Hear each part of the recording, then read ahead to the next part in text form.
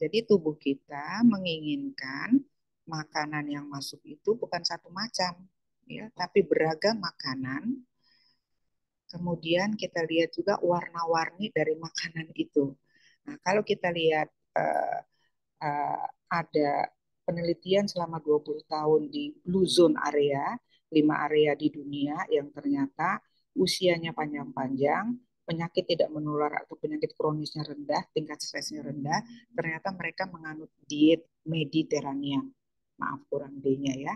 Atau kalau kita nanti menggoogle bisa kita lihat my plate atau isi piringku. Jadi kalau ini piring makan, maka separuh dari piring itu sepertiganya untuk lauk pauk dan makanan pokok, karbohidrat kompleks itu dua pertiganya.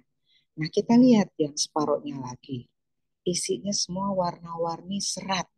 Sepertiga dari buah, ya, sepertiga dari setengah piring, dan dua pertiga dari setengah piringnya sayuran. Nah, kita lihat juga di Al-Quran, ya, Al-Araf, surat ke-7 ayat 31, makan dan minumlah dan janganlah berlebih-lebihan. Sesungguhnya Allah tidak menyukai orang-orang yang berlebih-lebihan. Ternyata kita sekarang baru memahami bahwa lambung kita dibagi tiga ya untuk sepertiga makanan padat, sepertiga makanan cair, dan sepertiga gas. Sebetulnya otak kita sudah mengatakan cukup kenyang gitu setelah diisi sepertiga makanan padat dan cair supaya tetap ada udara. Namun termasuk saya, mungkin Bapak dan Ibu yang saya hormati juga kita lapar mata gitu. Akhirnya kita memaksa makan ya, walaupun otak kita udah bilang kenyang begitu ya. Akibatnya keluarlah gas dari lambung kita. Nah, dampak keduanya adalah kita jadi menyuruh kerja terus lambung dan pencernaan kita. Makan pagi, makan siang, makan malam, kemudian snack pagi, snack sore, mungkin snack malam, disuruh menggiling terus, mesin aja ada kadaluarsanya ya. Maka kita jangan berlebihan, ini ternyata maknanya demikian. Nah, kalau kita lihat macam-macam diet tadi, kita lihat piramida makanan, maka memang energi kita dapatkan dari karbohidrat kompleks ya. Namun kita memerlukan serat, kita lihat tuh yang warna-warni, kemudian kita perlu protein. Bisa kita dapatkan dari protein nabati, bisa hewani. Dan pemikiran kita bahwa uh, ada yang disebutnya European diet gitu, artinya makan makanan daging merah. Ternyata dalam diet Mediterranean ini atau dalam beberapa penelitian daging merah boleh tetap kita makan hanya dalam sedikit saja tadi sepertiga dari setengah piring begitu ya. Kita bisa pilih yang lain, ikan ada omega 3-nya, ayam asal jangan kulitnya, dan juga nabati. Ya, di situ dari tahu, tempe, dan sayur-sayuran. Kemudian di puncaknya kita juga memerlukan GGL ya, gula, garam, lemak dalam jumlah sedikit. Diet lain ada yang 80-20 ya, jadi uh, dalam satu kali dalam satu hari itu ada boleh makanan yang nutrisinya mungkin kurang, tapi kita suka begitu. Jadi ya diet ketat, tetapi boleh ada sedikit ininya ya. Namun sekarang sedang diteliti atau sedang banyak digunakan adalah diet anti-inflamasi. Nah, ini dimaksud adalah kita memilih makanan yang sehat, makanan apa namanya functional food atau superfood supaya mencegah inflamasi. Ya, kenapa demikian? Kita lihat berikutnya. Ya, ternyata sekarang dikenal yang namanya superfood, yaitu kelompok makanan yang kaya akan nutrisi, ya, namun dia rendah dari kalori, mendukung kesehatan tubuh, bahkan beberapa dikatakan bisa mengurangi risiko penyakit kronis, penyakit tidak menular, atau WHO mengatakannya NCD, non-communicable disease, ya. Contohnya tekanan darah tinggi, diabetes, dan lain-lain. Hanya dengan kemampuan kita memilih makanan begitu yang baik-baik ya. Kita lihat lagi berikutnya. Nah, ini macam-macam superfood. Ternyata dari penelitian sekarang itu makanan-makanan yang difermentasi, contohnya tempe, ya dari kacang kedelai Dia direbus dulu, dilepas kulitnya, kemudian dicetak, dan kemudian terjadi fermentasi.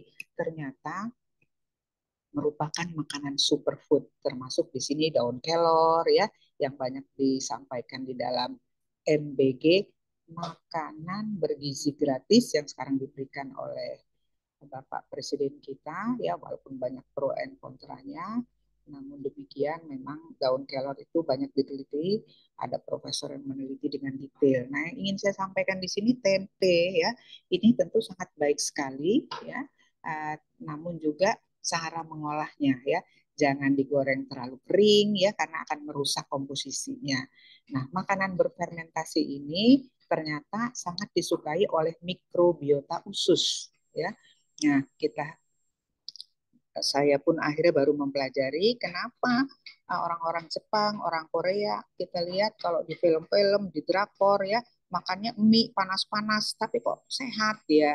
Ternyata selain karena mereka memang pejalan kaki dan speed dari walkingnya itu cepat, tapi mereka juga makanan fermentasi ya, kita kenal kimchi ya, ternyata itu difermentasi. Nah, itu disenangi oleh mikrobiota usus. Lanjut. Nggak ada ubi cilembu, ubi ungu, alpukat, bagus sekali ya, bayam, ya, kemudian pare, manggis dan sebagainya. Ini makanan berwarna-warni, ya, mengandung berbagai vitamin dan mineral yang diperlukan oleh tubuh kita dan oleh mikrobiota usus kita. Lanjut. Nah, telur merupakan produk dari hewani dan dia memiliki asam amino yang cukup lengkap. Jadi kalau kita sarapan katakanlah paling mudah kita rebus satu telur ya. Kalau pria atau dia karena lebih banyak aktivitas boleh 2 sampai 3 sehari. Namun sebaiknya juga jangan terlalu sering digoreng karena minyak trans juga akan berbahaya untuk kadar kolesterol kita ya. Kalaupun kita makan telur sampai 3, maka merah telurnya cukup baik, namun karena kolesterol yang cukup tinggi, sebaiknya jangan seluruhnya dimakan ya. Demikian juga oncom. Lanjut. Nah, kita kenal yang namanya junk food ya, namanya juga junk food, makanan sampah ya. Maka dia makanan yang dengan kandungan tinggi kalori, gula, garam, lemaknya tinggi, dan rendah nutrisi. Apalagi dia ditambah tuh bahan pengawet karena mungkin dari frozen ya, kemudian ditambah pemanis, perasa, dan pengawet, maka kita bisa bayangkan betapa dia sangat tidak bersahabat dengan usus kita. Padahal Pak Ustadz juga pasti senang tuh lihat gambarnya ya. Kita bisa ngiler melihat berbagai makanan menggoda dari junk food dan sangat mudah kita bisa lewat anak-anak sekarang udah bisa lewat GoFood begitu ya. Nah, WHO menyatakan makanan-makanan yang diproses, ultra processed food atau UPF cenderung karsinogenik ya. Selain tadi gula garam lemaknya tinggi, tinggi kalori, rendah nutrisi, dia bisa men-trigger terjadinya perubahan sel sehat menjadi sel kanker. Ya, baik. Nah, jadi ada makanan yang UPF, ada yang non UPF. Tadi ya udah disampaikan tuh. Lihat gambarnya menggoda sekali ya. Namun ini uh, tidak baik untuk kesehatan kita, menyebabkan risiko penyakit tidak menular atau penyakit kronik. Nah, non UPF merupakan makanan yang tidak mengandung bahan tambahan, ya, merupakan fondasi diet bergizi. Ada vitamin, mineral, serat, ya, serat diperlukan oleh tubuh kita, khususnya untuk membentuk konsistensi feses kita pada waktu buang air besar menjadi dia cukup padat begitu. Ini salah satunya adalah peran dari serat dan air ya. Kita membutuhkan air itu 30 cc per kilogram berat badan kita atau 1,5 liter sampai 2 liter. Dia juga antioksidan ya. Artinya dia merupakan bahan-bahan yang juga akan melindungi sel-sel kita dari radikal bebas dan warna-warni ini ya, warna-warni mulai dari kuning, orange, merah, hijau ya, semua ini menunjukkan alam kita yang luar biasa sekali. Jadi Indonesia itu merupakan negara dengan dengan biota tanaman nomor 2 terbesar di dunia setelah Brazil, ya. Ditambah lagi kalau kita lihat ikan, Indonesia merupakan negara dengan biota laut kedua terbesar setelah Cina. Jadi kalau kita lihat itu, bagaimana kita tidak memilih makanan yang sehat, makanan yang non ultra processed food, dan ini juga selain mencegah penyakit tidak menular pada usia kita, ya, namun juga ini juga mencegah stunting pada anak-anak. Padahal ternyata Indonesia itu masih masalah di Indonesia itu salah satunya adalah stunting. Kita masih 21,6%. Ini masih menjadi proyeknya presiden terdahulu, ya, mungkin belum terlalu tercapai. Kita nomor 27 di dunia untuk stunting dan nomor 5 di ASEAN. Nah, oleh sebab itu kita harus melihat juga untuk UPF, untuk makanan-makanan itu bisa diklasifikasi dengan NOVA, ya. Mungkin ini sekedar pengetahuan aja, yaitu pengelompokan makanan menurut sifat, tingkat, dan tujuan pengolahan industri. Nah, ini masuk, masalahnya kan udah industrialisasi. Sosis aja udah masuk tuh. Mohon maaf, ke Alfamart, ke Indomaret, dan dibeli oleh cucu saya umur 7 tahun. Saya terkaget-kaget gitu ya. Nah, kalau ya itu dibikin di rumah, tentu dia bisa menjadi makanan yang sehat. Namun kalau sudah industrialisasi, proses food, ya, dengan segala perasanya dan pengawetnya, tentu kita harus memilih yang grup satu lah minimal, ya, unprocessed or minimally processed food. Baik. Nah, apa ya dampak buruk makanan tidak sehat? Ternyata dia berdampak pada PTM, penyakit tidak menular, penyakit kronik atau non-communicable disease tadi. Nah, salah satu parameter yang digunakan dalam mengukur kesehatan kita adalah dengan berat badan ideal kita. Nah, mohon maaf bagi kita yang masih kelebihan berat badan, baik itu overweight, bahkan sampai obesitas, bahkan obesitas derajat 1, derajat 2, derajat 3. Kadang kita pergi kemana, mesti dari 10 itu ada satu. Ternyata memang overweight menjadi masalah di Indonesia. Kalau di negara maju sudah masalah, ya. Namun di Indonesia bahkan anak-anak overweight, ya. Nah, mesti kita menghitung dengan body mass index atau indeks massa tubuh, yaitu persentase antara lemak dan otot, ya. Kita bisa dengan rumus berat badan dalam kilogram dibagi tinggi badan dalam meter dikali tinggi badan dalam meter. Nanti Bapak Ibu silahkan menghitung, bahkan bisa juga ada aplikasinya di handphone kita. Maka normalnya untuk orang-orang Asia termasuk Indonesia adalah 18,5 sampai 22,9. Lebih dari itu masuk kelebihan berat badan, bahkan sudah sampai obesitas, ya. Nah, akibatnya dari overweight dan obesitas tadi terjadi proses inflamasi kronik, walaupun low chronic inflamasi di tubuh kita, begitu ya. Nah, akibatnya apa? Penyakit tidak menular tadi, contoh diabetes, ya, risikonya meningkat, ya, mulai dari pradiabetes menjadi diabetes, bahkan diabetes tambah komplikasi sampai kami di RSCM masih menemukan kejadian komplikasi sampai harus diamputasi tungkainya. Bahkan di Rumah Sakit Pendidikan UI, RSUI Depok, itu 1 kali dalam 1 minggu ada yang diamputasi karena komplikasi dari diabetes. Padahal memang penyakit ini tidak bisa disembuhkan, tetapi bisa dikelola. Apalagi kalau masih level pradiabetes. Dia belum bisa dibilang diabetes, tetapi kadar gula darahnya udah tinggi. Jadi belum penyakit. Demikian juga dengan risiko kanker, karena tadi terjadi inflamasi di tubuh kita. Inflamasi kronik merubah sel sehat menjadi sel sakit, menjadi sel kanker. Nah, kalau kita bisa menemui prakanker, ya, biasanya untuk kanker-kanker yang solid, yang padat, ya, terjadi benjolan, dan secara dini kita periksa, mungkin kita masih bisa mereverse tidak menjadi karsinoma yang grade 1, 2, 3, bahkan sampai metastasis.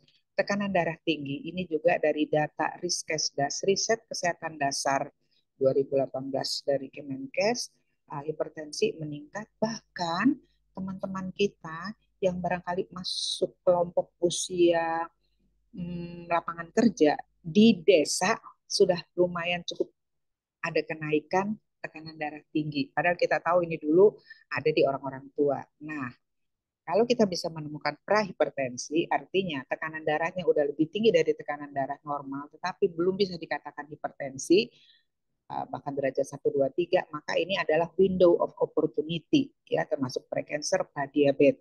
Nah, makanan tidak sehat itu juga berdampak ke gangguan jantung, ya, akan terjadi aterosklerosis di pembuluh darah, akan terjadi penyakit jantung kronis, sirosis hepatis, dan gagal ginjal kronik derajat 1, 2, 3, 4, dan derajat akhir itu harus sudah dengan hemodialisa atau cuci darah karena ginjalnya sudah berfungsi sangat sedikit. Stroke, ya, kita tahu juga sekarang ini usianya menjadi usia lebih muda. Dulu mungkin kakek kita stroke begitu ya. Sekarang generasi bahkan umur 40 saya temui menderita stroke dengan berbagai dampaknya, yaitu terjadi kelumpuhan sesisi tubuh, gangguan berbicara, gangguan berbahasa, bahkan gangguan kognisi. Kalau kita bisa menemui TIA, sebetulnya Allah sudah menciptakan alarm, ya. Ada yang namanya TIA atau mini stroke, yaitu trans ischemic attack, di mana eh, dalam 24 jam dia membaik. Oleh sebab itu pemerintah melalui regulasi nomor 30 tahun 2013 melakukan pembatasan gula, garam, dan lemak G4, ya, supaya mudah. Maka gula itu rekomendasi dari Badan Dunia dan Kemenkes adalah 50 gram per hari atau setara dengan 4 sendok makan G4. Sementara garam itu 2 gram sehari, ya, atau G1, atau setara dengan 1 sendok kecil, ya. Nah, L5 lemak, ya, itu setara dengan 5 sendok makan atau 67 gram, ya. Nah, pada waktu ada pembatasan ini maka teman-teman di industri sudah berteriak-teriak, ya. Nah, karena menjadi andalannya. Lanjut kita lihat saluran pencernaan, kita kenal ada yang namanya gut brain axis, dan ternyata sekarang ini ditemui ada hubungan antara saluran pencernaan dan otak melalui neurotransmitter, ya, atau chemical product dari otak. Nah, ternyata juga saya juga baru mempelajarinya, ya, bahwa gut as a second brain. Nah, jadi ternyata katanya otak kita pertama adalah otak. Lalu gut atau saluran pencernaan merupakan otak kita kedua. Ternyata seperti itu, ya. Nah, kenapa? Ternyata Allah itu menciptakan yang namanya di dalam uh, saluran pencernaan dan otak itu ada hubungannya, ada komunikasi tadi melalui neurotransmitter. Kemudian di dalam apa namanya usus kita ternyata ada beribu-ribu bermiliar mikrobiota, ya. Jadi mikrobiota sel baik, kuman baik, bakteri baik, ya, itu ada untuk pencernaan tubuh kita, ya. Jadi itu 10 pangkat 14 ada jumlahnya si mikrobiota tadi di dalam usus kita, atau lebih dari 500 spesies. Nah, itu banyak banget begitu. Disebut juga intestin mikroflora, mikrobiota usus ini, ya. Nanti kita kenal prebiotik, probiotik, dan simbiotik. Nah, kemudian kita juga mengenal yang namanya aterosklerosis atau penyempitan pembuluh darah. Ini juga terjadi karena inflamasi atau peradangan pada pembuluh darah akibat tadi kita kurang gerak, kita makanannya kita jorok, dalam arti kata jorok itu bukan nggak bersih, ya, tapi tidak sehat, ya. Akhirnya terjadi penumpukan plak. Nah, kita lihat nih penumpukan, kita lihat harusnya kalau kita memotong melintang pembuluh darah, dia bersih di dalamnya, darah kita membawa oksigen bersih, tapi kalau udah ada plak terjadi penyempitan. Akhirnya harus dipasang ring atau bahkan bypass, ya, operasi bypass jantung. Lanjut. Nah, spesies dan aterosklerosis, ada penelitian nutrisi bahwa makanan-makanan sayuran, buah-buahan, ya, merupakan mempunyai dampak ateroprotektif efek. Jadi apa proteksi terhadap tadi terjadinya aterosklerosis, ya. Contohnya makanan-makanan fiber plant based, jadi makanan berserat yang basisnya adalah tumbuh-tumbuhan. Ya, dia juga akan mengurangi CVD risk, cardiovascular disease risiko. Ya. Ternyata isinya adalah flavonoid, yaitu fitonutrien yang merupakan antioksidan tadi, ya. Kemudian juga dia akan bisa mengenaikan, nah kita tahu ada kolesterol baik, ada jahat ya, HDL itu yang baik.